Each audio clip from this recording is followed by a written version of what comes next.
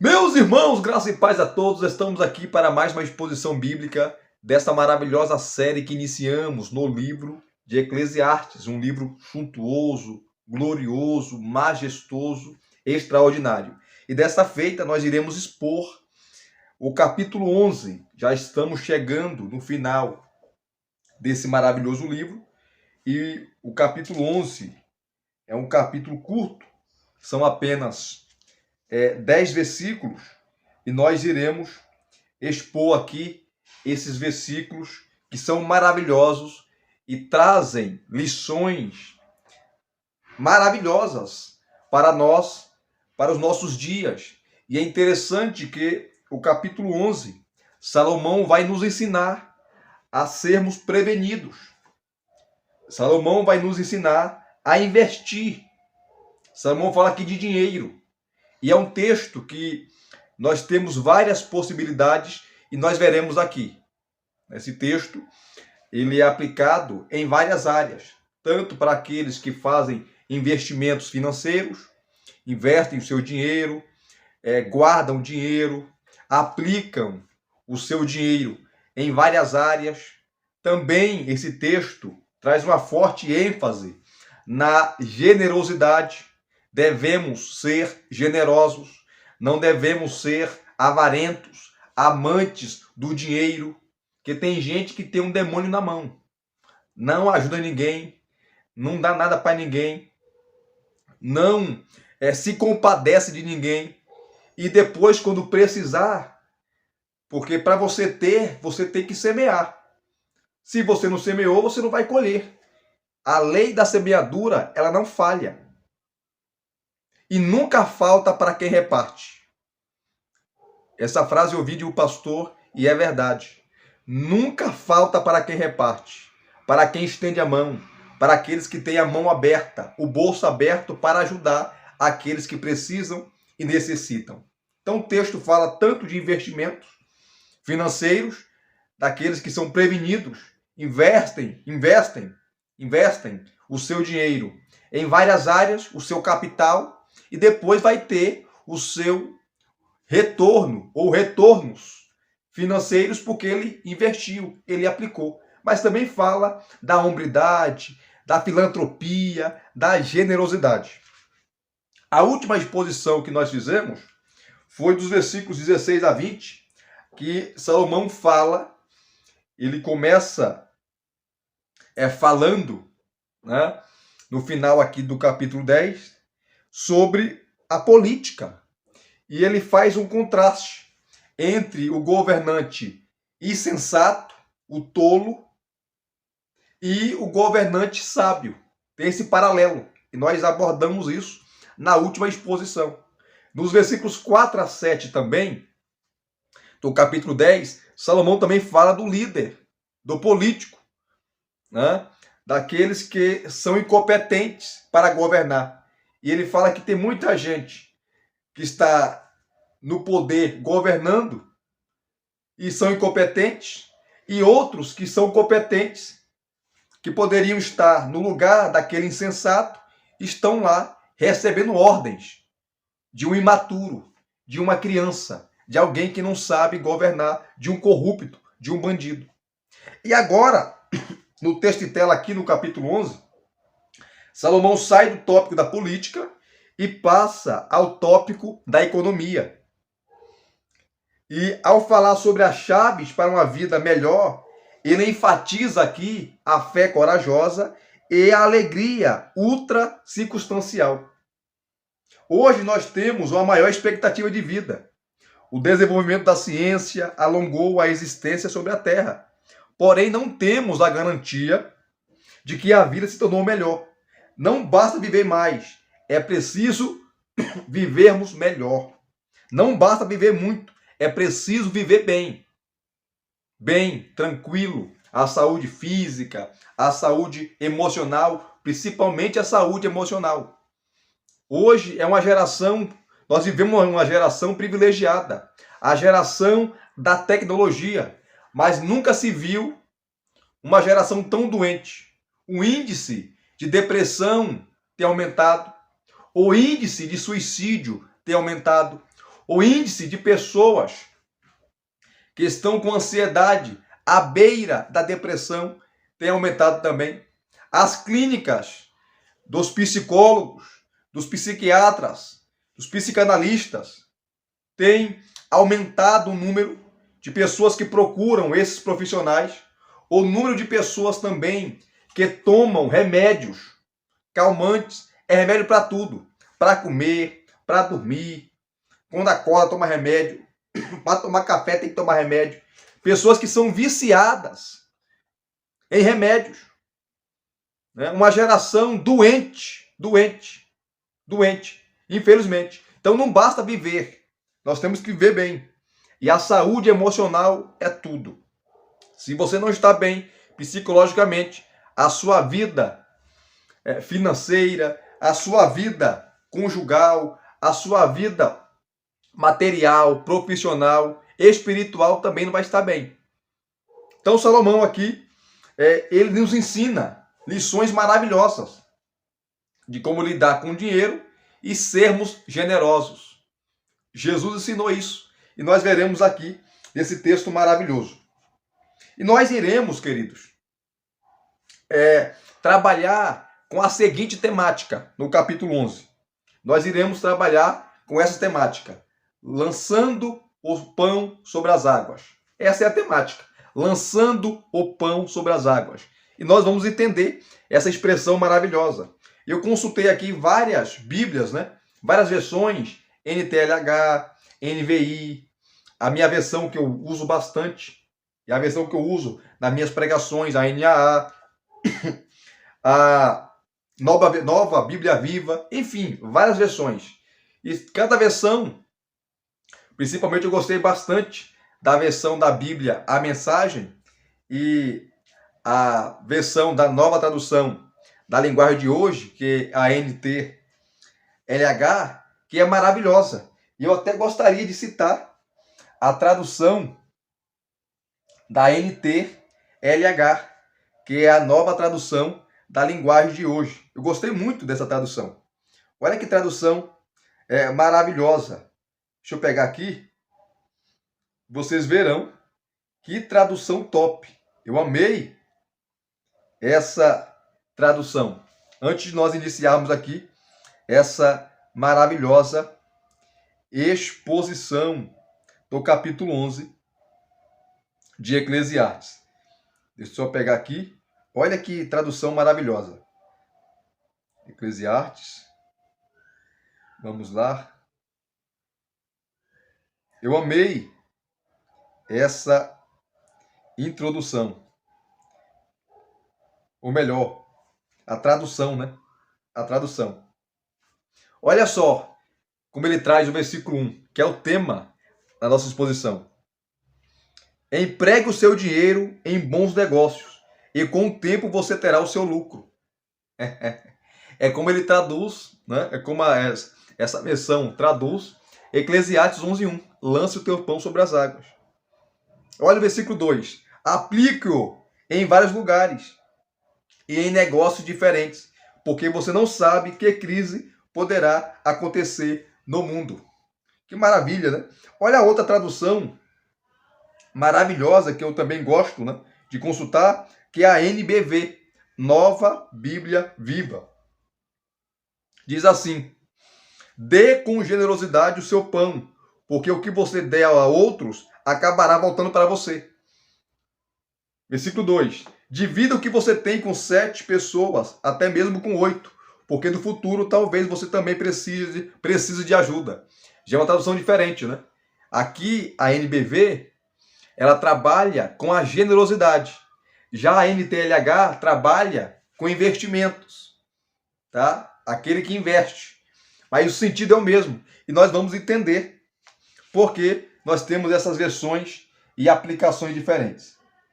Então, nós iremos resumir aqui, tá, toda essa exposição com esse tema, lançando o pão sobre as águas. E nós iremos fazer duas principais subdivisões, que é os versículos de 1 a 6, que nós iremos trabalhar uma vida melhor, ou para se viver melhor, requer fé corajosa para fazer investimentos e esperar o seu retorno. E os versículos 7 a 10, nós iremos falar sobre uma vida melhor, requer alegria, apesar das circunstâncias. Então vamos aqui para a primeira parte, os versículos de 1 a 6, que começa assim. Lança o teu pão sobre as águas, porque depois de muitos dias o acharás. O Sidney Greidanus, ele, comentando o livro de Eclesiastes, ele vai dizer que nós temos 3 interpretações diferentes desse versículo 1 aqui. 3 interpretações diferentes. 3. A primeira é: dê esmolas e eventualmente você será recompensado. A segunda interpretação: envie seus bens pelo oceano e depois de muitos dias você será beneficiado pelo comércio. Terceiro: faça algo sem sentido e isso pode levar, paradoxalmente, a um bom resultado. O terceiro, é uma interpretação que foge muito, fica sem sentido, né? As duas primeiras são muito bem definidas e defendidas. A primeira fala da generosidade, em ajudar o próximo, ajudar aquele que precisa, ajudar aquele que necessita. Porque o contexto traz essa conotação. E a segunda, que fala de investimentos, tá? Na área comercial. Investimentos aqui daquele que é empresário, daquele que quer investir em um negócio ou em vários negócios. Então, a segunda posição que traz essa percepção, né, que diz assim: envie os seus bens pelo oceano e depois de muitos dias você será beneficiado pelo comércio. Essa interpretação é defendida por Warren Wiersbe e por Hernandes Dias Lopes. E não só por Hernandes Dias Lopes, mas outros grandes comentaristas desse texto. E por quê? Salomão, ele era milionário. Salomão, ele tinha muito dinheiro. Salomão, ele tinha uma frota de navios. Veja lá o texto de 1 Reis, capítulo 10, versículo 22. 1 Reis, capítulo 10, versículo 22. E Salomão, ele tinha um comércio onde ele exportava ouro e também recebia. Ele trazia muito ouro, muita prata, muito bronze, pedras preciosas. Então, muitos interpretam esse texto assim: envie os seus bens pelo oceano e depois de muitos dias você será beneficiado pelo comércio. E tem sentido. Hoje, um empresário, aquele que tem dinheiro, ele não investe só em um negócio, ele investe em vários negócios. Porque o negócio que ele investiu ali, se ele focar o dinheiro dele só em uma única coisa, pode falir, pode quebrar. Mas se ele investir o seu dinheiro em várias coisas, tá? Em várias áreas, uma área pode quebrar, mas nas outras ele vai ganhar mais dinheiro. Então ele não vai ter prejuízo. Então o contexto envolve isso. Mas eu quero trazer esse texto para a primeira posição, para falar da generosidade, que envolve também ser generoso aqui. Porque aquele que dá não está perdendo. Aquele que abre a mão para ajudar alguém, ou aquele que tem, não é uma pessoa irresponsável, não é uma pessoa que gasta à toa, não. Não é você deixar de sustentar sua família, de pagar suas contas para ajudar os outros, não é isso. Mas é você ser uma pessoa equilibrada. Você ter o dinheiro onde você vai manter a sua casa, manter a sua família, você vai manter as contas sob controle, mas você não vai esquecer do próximo. Então, a primeira posição também, ela é muito defendida. E eu quero focar nela, sabendo que a segunda posição, que fala de investimentos aí na área financeira, para você que está investindo, para você que quer ser empresário, para você que é empresário, esse texto é muito usado também. mas eu quero trazer para a primeira posição. Então, quando Salomão fala aqui, lança o teu pão sobre as águas, porque depois de muitos dias o acharás, ele também está falando da generosidade, de ser generoso.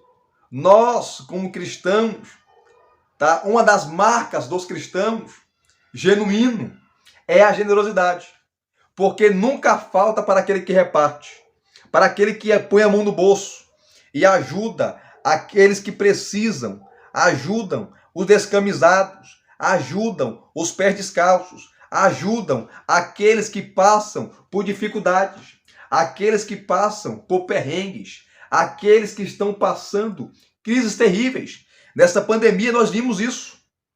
Nós vimos isso. Quantas pessoas ficaram totalmente desprovidas de bens materiais, de dinheiro, de comida. Quantas pessoas faliram? Quantos empresários faliram? As suas empresas, tá? Faliram, entraram em decadência, em falência.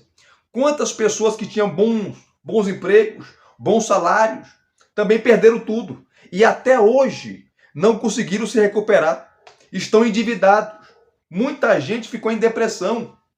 Imagina, você tem uma vida estruturada, controlada, aí um vírus desestabiliza toda a sua vida financeira, a sua vida material, inclusive crentes perderam empresas, crentes perderam emprego, outros perderam até a sua vida, morreram.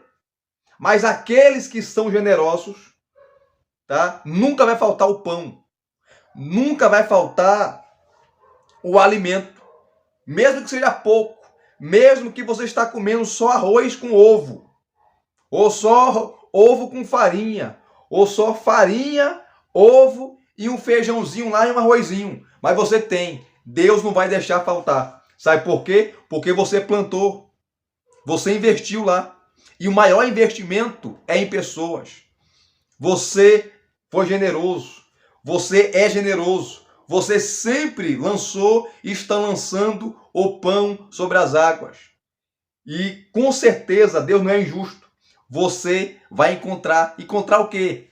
A semeadura.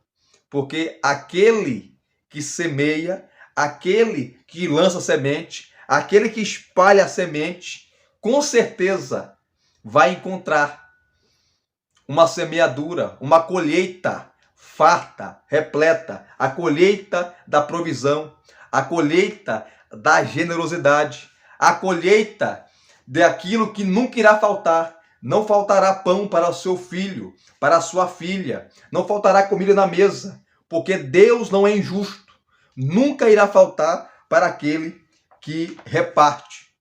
Lance o teu pão sobre as águas, seja generoso, faça também investimentos, invista o seu dinheiro, guarde o seu dinheiro, invista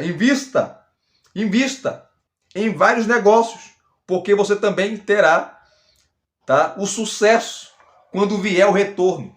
E o investimento é um valor. Quando o retorno vem, aí você vai ter 3 vezes, 4 vezes, 5 vezes, 10 vezes mais, porque você se preparou. Então, nesse texto aqui, nos versículos de 1 a 6, vamos correr, que eu não quero demorar.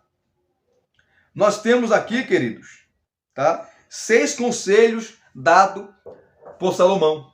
O primeiro conselho é esse, está no versículo 1, tá? Para que nós possamos ter uma excelente colheita na nossa vida, é preciso fazer investimentos, é preciso semear, é preciso lançar o pão sobre as águas, é preciso estender a mão da graça, é preciso estender a mão da misericórdia, é preciso ser generoso. A segunda coisa, ou a segunda lição que esse texto nos traz, o segundo conselho que esse texto nos traz é esse conselho. Para alcançar melhores resultados, é preciso diversificar os empreendimentos. É preciso fazer ou aplicar o seu dinheiro em várias áreas. Lembrando que esse texto aqui Eu estou trabalhando com esse duplo sentido, tanto da generosidade de ajudar os outros ao próximo, como também, tá, fazer investimentos certos, investir o dinheiro em lugares ou no lugar certo, porque muita gente investe seu dinheiro em lugar errado e acaba perdendo dinheiro e acaba falindo. Nós estamos vendo aí, né, sempre a mídia traz isso, né, nessas pirâmides de dinheiro fácil. E quantas pessoas investiram milhões nessas pirâmides financeiras e depois descobriram que foram lesadas, sofreram golpes e estão falidas porque investiram errado. Quando você vai investir, se você não sabe, procure alguém que conheça o mercado financeiro. Procure alguém que conheça aquela área que você quer investir. Procure um perito e ele vai te auxiliar, ele vai te ajudar para você não jogar dinheiro fora. Mas também entenda, você não vai pegar aí também o seu dinheiro e vai distribuir à torto e à direita para qualquer um. Ser generoso é uma coisa, ser bobo é outra. Tá? Então tome cuidado também com isso. Então esse texto, o capítulo 11, dá essa margem para nós, né? Essa dupla interpretação, tanto da generosidade com o próximo, como também em aplicar o dinheiro ou investir o dinheiro em negócios que você vai ter lucro, você vai ter retorno.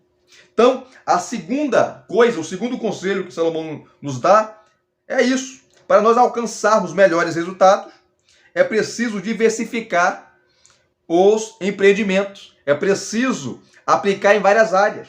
Olha o versículo 2. Reparta com 7 e ainda com 8, porque não sabes que mal irá vir sobre a terra. Este versículo, seguindo a mesma toada do anterior, o versículo 1, continua com a visão comercial, assim também com uma visão generosa. A lição principal é que o empreendedor precisa diversificar seus investimentos. Ele deve distribuir sua riqueza em vários investimentos e não apenas num único negócio.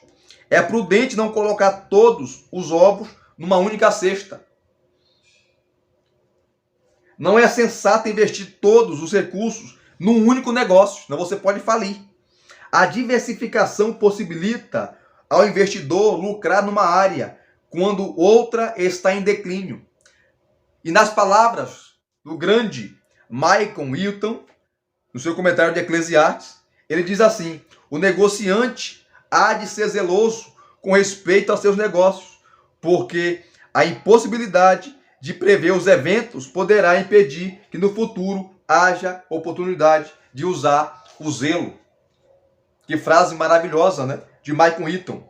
E se a linha de interpretação também for para o lado generoso, você tem, como eu falei, essa dupla interpretação, tanto de saber investir o seu dinheiro, mas também de ser generoso, exercer a filantropia, ter compaixão dos outros, ter compaixão daqueles que precisam, ter compaixão daqueles que precisam, tá, de uma ajuda, aqueles que estão aí passando perrengues financeiros e o crente não é miserável.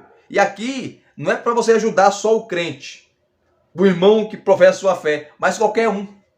O seu vizinho, a sua vizinha, independente se ele tem religião, se não tem, porque nós mostramos a nossa fé com as nossas atitudes, tá? Ajudando o próximo, porque ele é um ser humano, ele tem família, ela tem família, ele tem filhos para criar, e é difícil o pai de família. Eu não sou pai, mas deve ser difícil o pai de família, deve ser não, é difícil para o pai de família não ter R$1 no bolso, dormir, ou tentar dormir, porque quem está preocupado não dorme.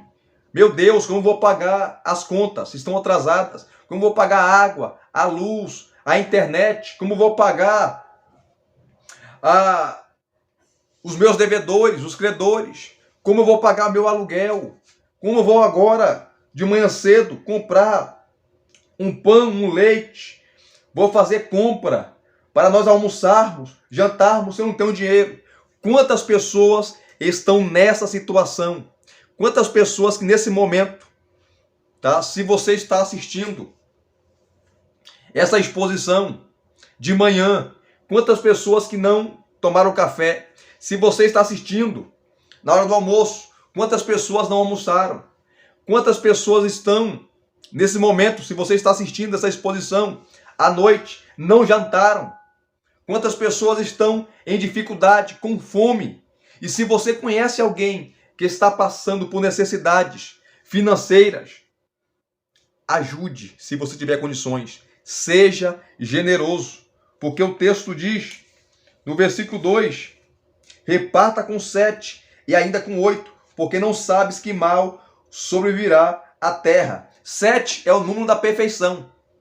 7 é o número de Deus. 7 é o número pleno, repleto. Logo, quando ele fala 7 e fala 8, o 8 aqui é você ajudar além, tá? Você dá além daquilo que você podia. É você ajudar um pouquinho mais. É você fazer mais do que aquilo que você pensava. É você pensar assim, ó, eu vou dar tanto. Mas você se compadece tanto da pessoa e da situação que você dá muito mais além. Você excede a bondade. Você vai além. E é interessante que Salomão aqui, diz Hernando Dias Lopes, que assim Salomão estaria aqui recomendando a distribuição generosa. Além do número ideal 7, na convicção de que se os tempos de escassez chegarem e baterem à sua porta, essas pessoas assistidas por você hoje ou assistirão amanhã. Aqueles que você ajuda hoje vão te ajudar amanhã. Por isso que você deve lançar o pão sobre as águas. Por isso que você deve ser generoso. Porque nunca falta para aqueles que repartem. Uma pessoa que é generosa, uma pessoa que ajuda todo mundo, num dia que ela precisar, aquelas pessoas que um dia foram assistidas por ela, foram ajudadas por ela, o ajudarão. Rapaz, você sabe do fulano, você sabe do ciclano, do beltrano, da fulana, está passando necessidade. E eu estou em condições, eu vou ajudar. Porque quando eu estava precisando, ela me ajudou. Quando eu estava numa situação caótica, ela aqui veio e trouxe uma cesta básica. Pagou meu aluguel, pagou minha conta de água, de luz. Ela me deu assistência. Ela me ajudou. Olha, eu estava doente, estava impossibilitada. Todos os dias ela me levava no hospital. Me levava e me trazia. E agora ela precisa de ajuda, eu vou ajudar. Porque quando você planta as sementes da generosidade no coração das pessoas, no dia que você precisar, você vai colher. As sementes da generosidade geram bons frutos. E quando você pode ter certeza, quando você precisar, essas pessoas que você ajudou vão estender a mão para você. Quem sabe todos, nem todos irão ajudar. Porque tem gente que é ingrato, mas a maioria vai te ajudar, porque quando elas precisaram, você ajudou. Você estendeu a mão. Repartir com 7 é demonstrar plena generosidade, mas repartir com 8 é superar todas as expectativas, é transcender na expressão da bondade. Que maravilha, né? O terceiro conselho está no versículo 3, vamos correr aqui. O plano de Deus é certo, por isso importa avançar. Olha o versículo 3. Estando as nuvens cheias, derramam aguaceiro, chuva, água sobre a terra, caindo a árvore para o sul ou para o norte, no lugar em que cair, aí ficará. O contexto aqui, no versículo 3, sugere que Salomão está falando dos resultados inevitáveis das escolhas humanas. Quando uma árvore cai, uma árvore desaba, quebra, devido aos temporais, os ventos fortes, não tem como mais levantá-la e fincá-la no lugar que ela caiu. Não dá. Então aqui está falando, né? Salomão está aqui usando toda a sua sabedoria para falar das nossas escolhas.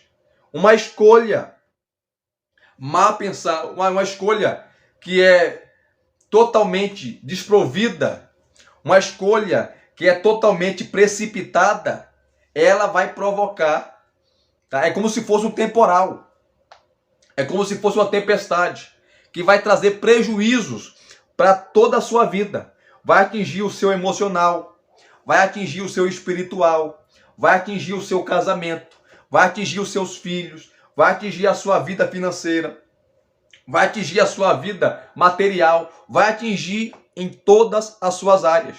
Ou melhor, vai atingir em todas as áreas da sua vida. Então, o contexto aqui sugere que ele está falando das escolhas humanas. E Lutero entendia que devemos imitar a generosidade das nuvens, uma vez que o nosso destino não pode ser mudado depois da morte.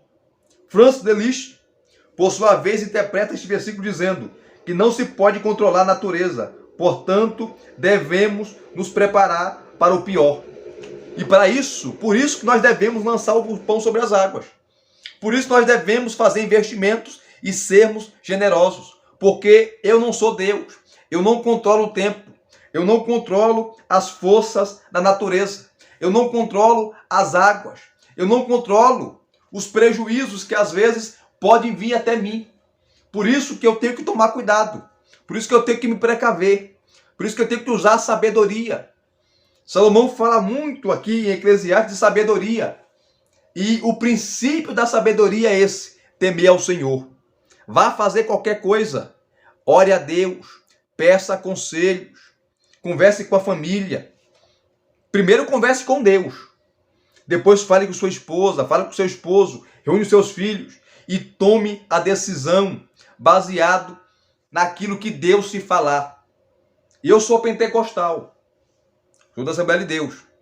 E às vezes nós esperamos Deus usar alguém em profecia para falar. Mas 90% das vezes isso não vai acontecer. A profecia é a Bíblia, é a palavra de Deus. E as decisões corretas, às vezes, sabe como acontece? Que você tem certeza que Deus está falando com você?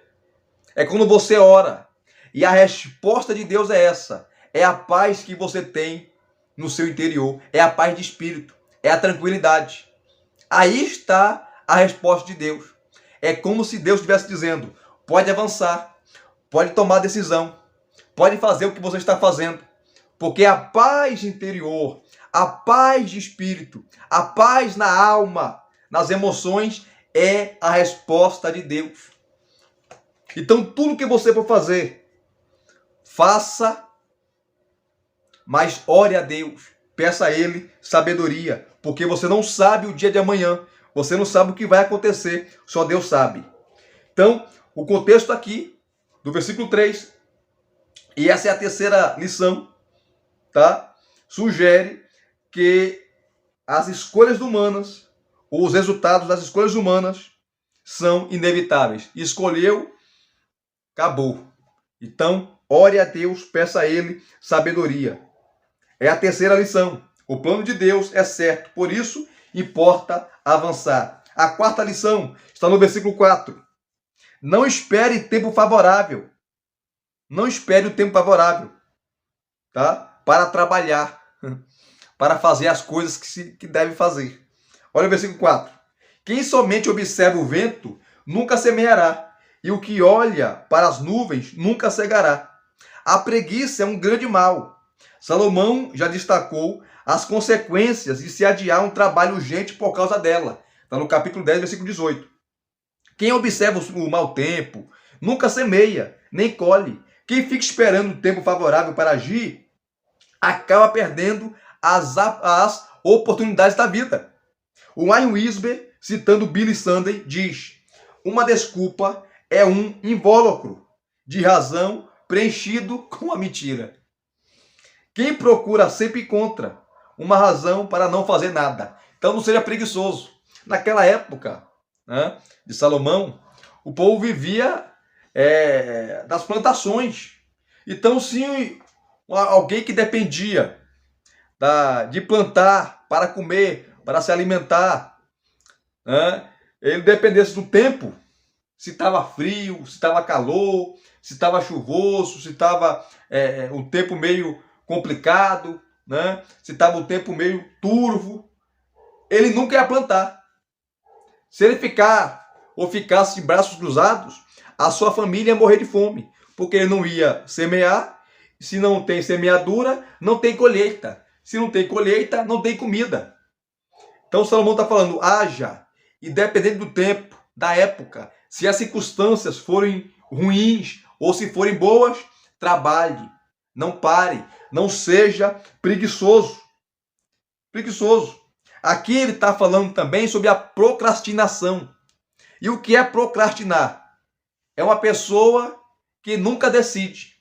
Procrastinar é isso, é simples. É a pessoa falar assim, olha, eu vou estudar. Aí passa 1 ano, 2 anos, 3 anos, 4 anos, 10 anos, e ela falando, eu vou estudar, eu vou estudar. E nunca estuda. É adiar decisões importantes. Não, ano que vem eu vou mudar de vida. Tá? Chega um ano que vem, ou irá chegar um ano que vem, essa pessoa não vai fazer nada. Ela fica procrastinando, adiando decisões importantes. Então não seja um procrastinador. Pense, faça, haja, descruze os braços, vai para cima, ore a Deus, peça sabedoria e Ele vai te dar condições de realizar os seus sonhos e os seus desejos, se for da vontade dEle. Tá? O fazendeiro enfrenta um vento errático e um tempo instável, não podendo esperar interminavelmente uma ocasião mais propícia para lançar semente. A falta de informações completas não é desculpa para a inatividade. A vida de alegria não virá ao indeciso. A vida dele será um fracasso total.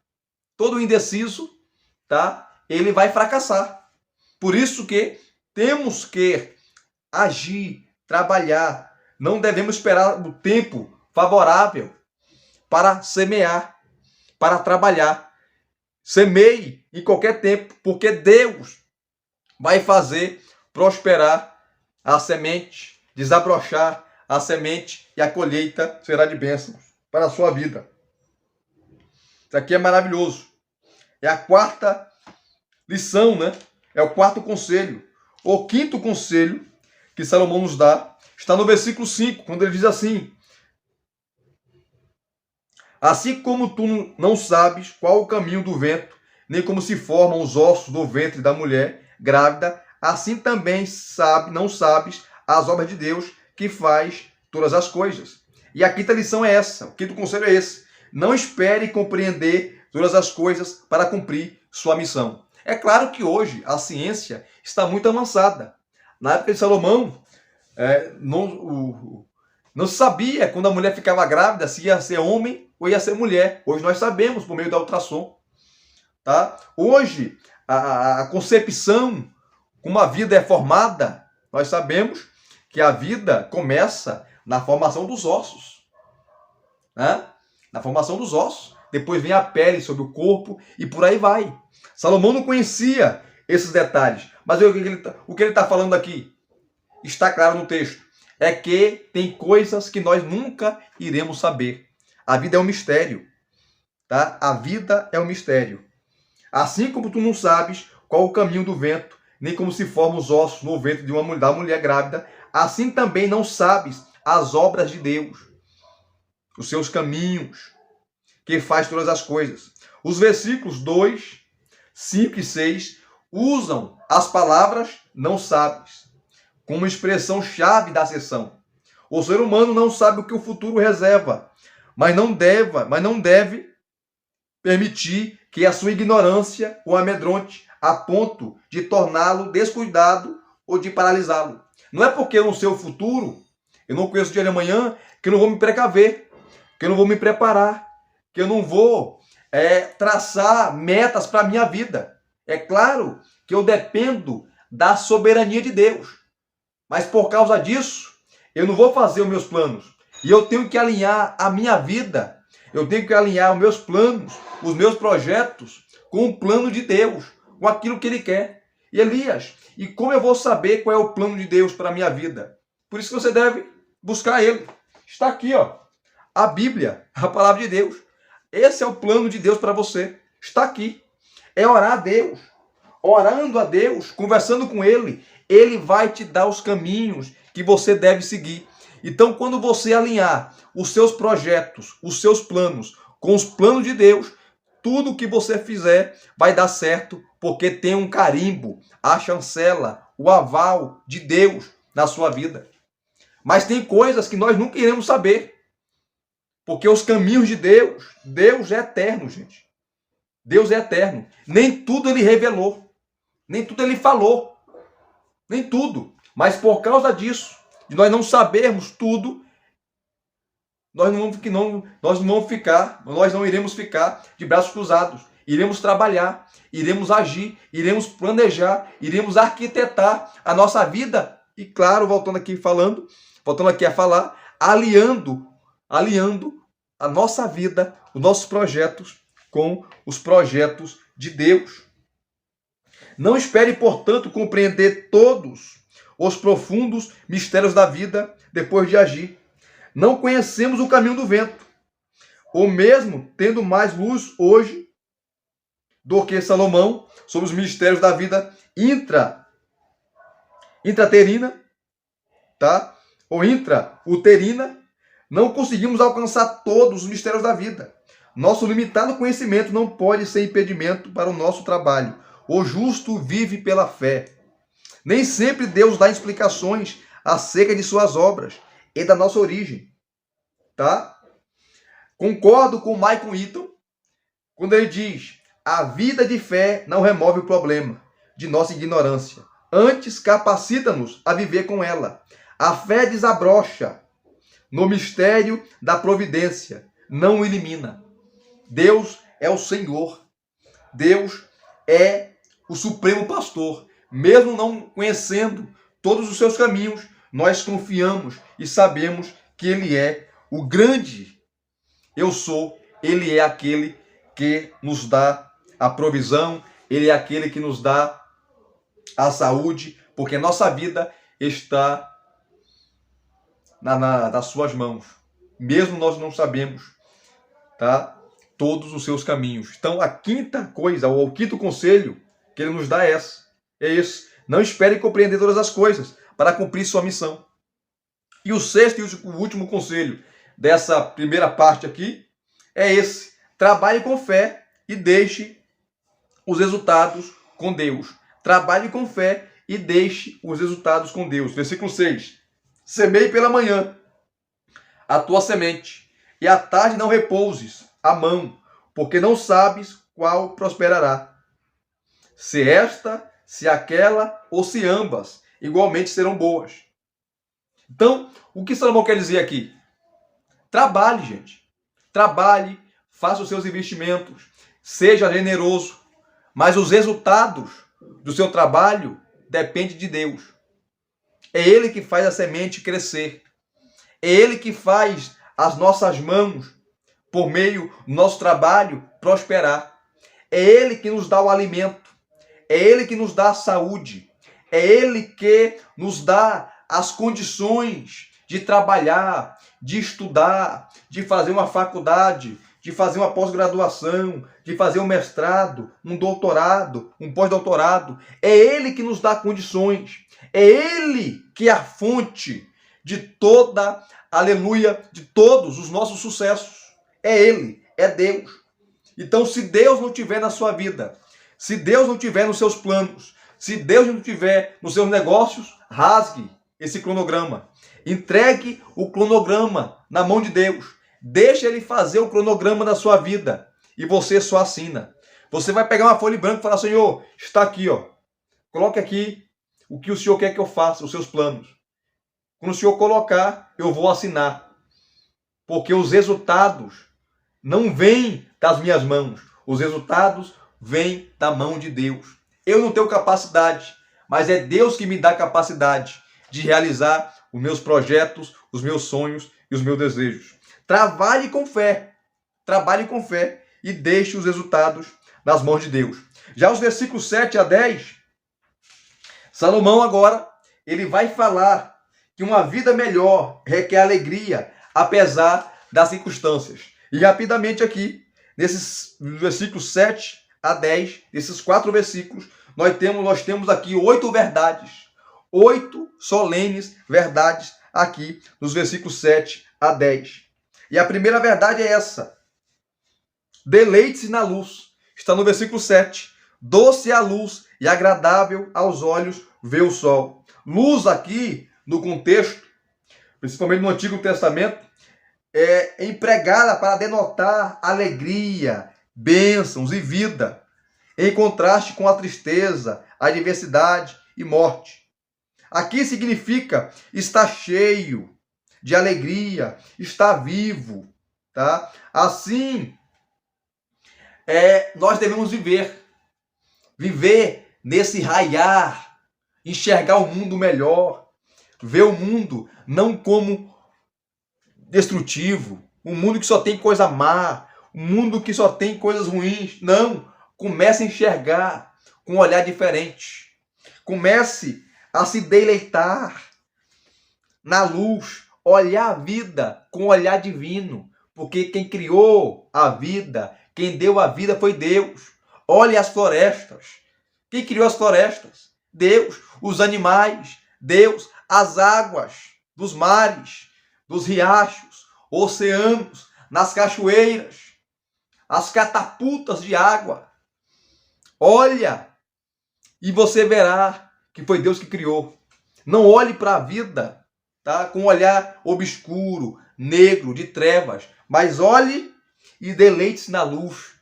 Goze a vida, aproveite a vida, porque foi Ele que criou. Essa é a primeira verdade. A segunda verdade está no versículo 8, parte A. E a segunda verdade é essa: viva a vida com prazerosa alegria. Olha o versículo 8, parte A. Ainda que o homem viva muitos anos, regozije-se em todos eles. Ainda que tem pessoas que vivem demais, 70, 80, 90, 100 anos, tá? E o prazer não está só em viver, mas o prazer está em curtir a vida com alegria enquanto vivemos. Tem crentes aí que completaram 90 anos, que completaram 95 anos, outros chegaram a 100 anos, estão lúcidos, eles estão aproveitando a vida que Deus nos deu com prazer. Lá em Jó, capítulo 14, versículo 5, Jó fala que Deus determinou os dias, os meses e os anos da nossa vida. Eu não sei quantos anos vou viver. Vou fazer 34 anos, dia 4 de agosto. Sou novo, sou jovem. Eu não sei se eu vou viver 60 anos, 70 anos, 80 anos. Eu não sei. A minha vida está nas mãos de Deus. Mas eu vivo a minha vida com alegria, com prazer, sabendo que foi Deus que me deu esse privilégio. Todos os dias, quando eu acordo pela manhã, todos os dias que eu saio para trabalhar, todos os dias que eu vou e volto do trabalho, vou para o trabalho e volto do trabalho, eu agradeço a Deus, porque Ele me deu mais um dia, mais uma oportunidade, mais uma semana, mais um mês, mais um ano, e que assim seja, e que assim seja até o final da minha vida. Então, a segunda verdade é essa: viva a vida com prazerosa alegria.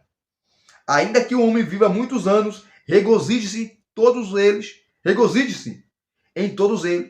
porque foi Deus que deu essa possibilidade de vivermos e de estarmos vivendo. Versículo 8, parte A.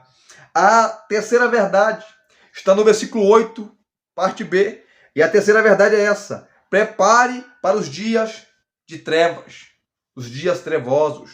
Olha o versículo 8, parte B. Contudo, deve lembrar-se de que há dia de trevas, porque serão muitos. Nós sabemos que a vida, queridos, há dias bons e dias ruins. Nos dias bons, aproveite. Nos dias ruins, suporte. Todo mundo passa por dificuldade. Os ricos, os pobres, os brancos, os negros, os cultos e os incultos. Todos nós passamos perrengues. Todos nós temos aquele dia mau, aquele dia ruim.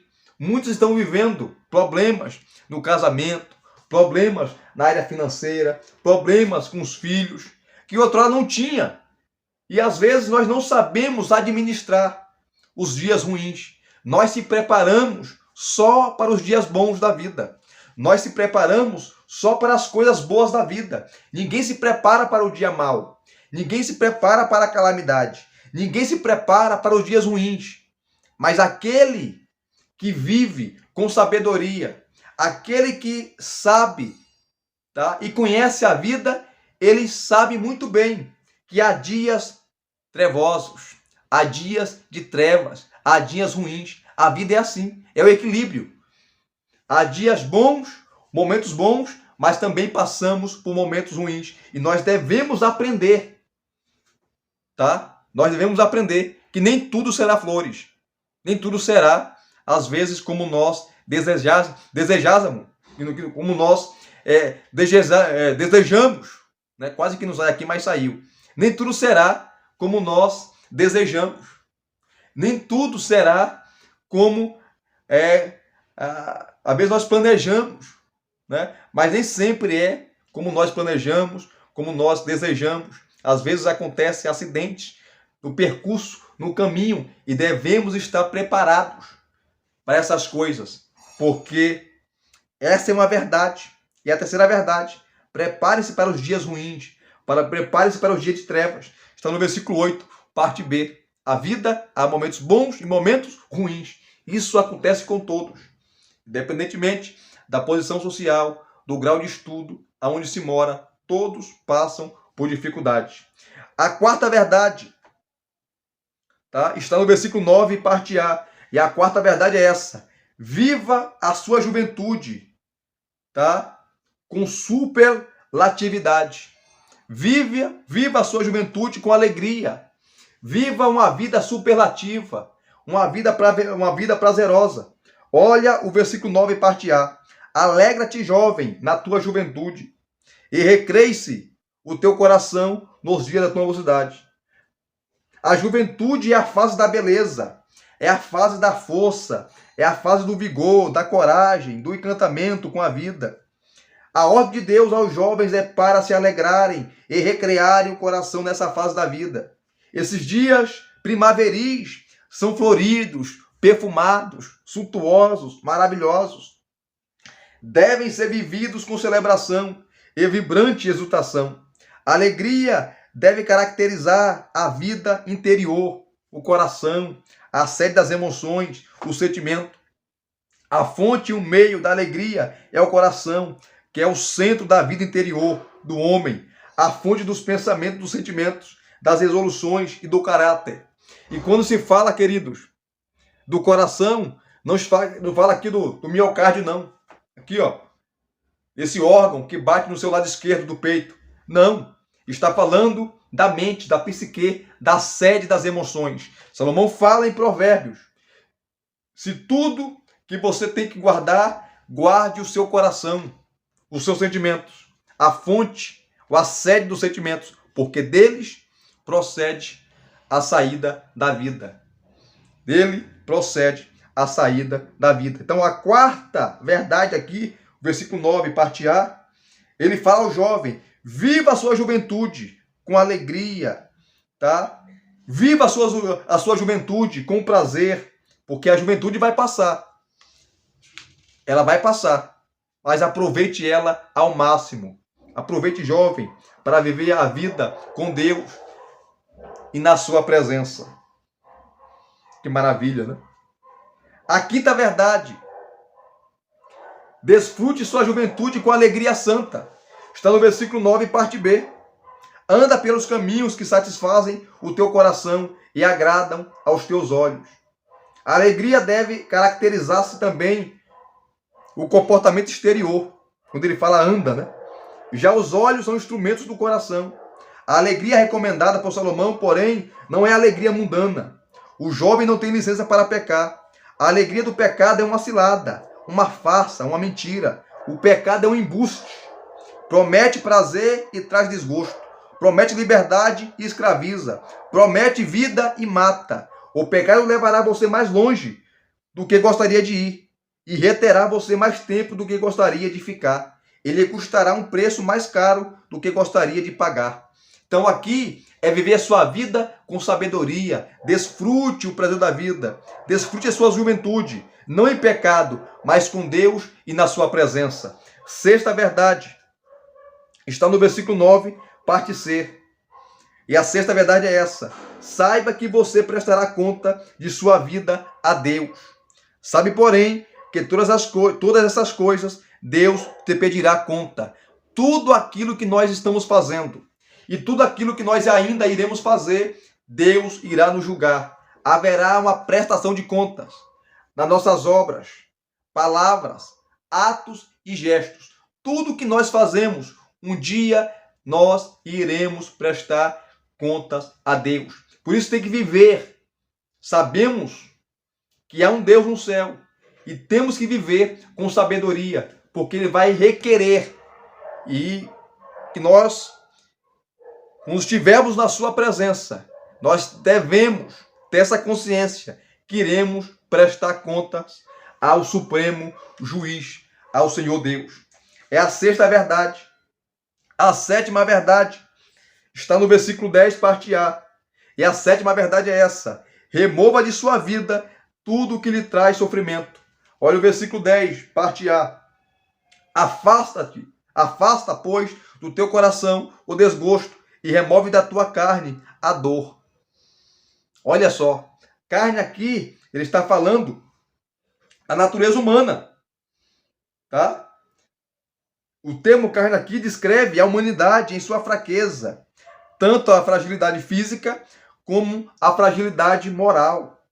Precisamos tirar toda a fuligem dos nossos sentimentos, fazer uma faxina em nossa mente e cuidar preventivamente da nossa saúde física e espiritual. O jovem deve afastar-se de más companhias, deve fugir das paixões da mocidade e ausentar-se dos lugares tentadores que servem de laço para os seus pés. Certamente, os pecados da juventude lançam os alicerces para as aflições da velhice.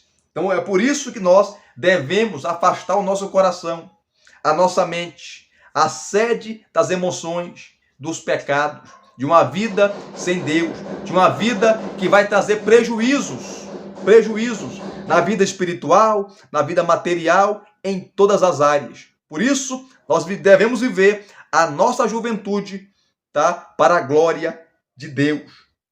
Remova de sua vida tudo o que lhe traz sofrimento. É a sétima verdade. E a última verdade, para nós encerrarmos aqui, tá? Está no versículo 10, parte B.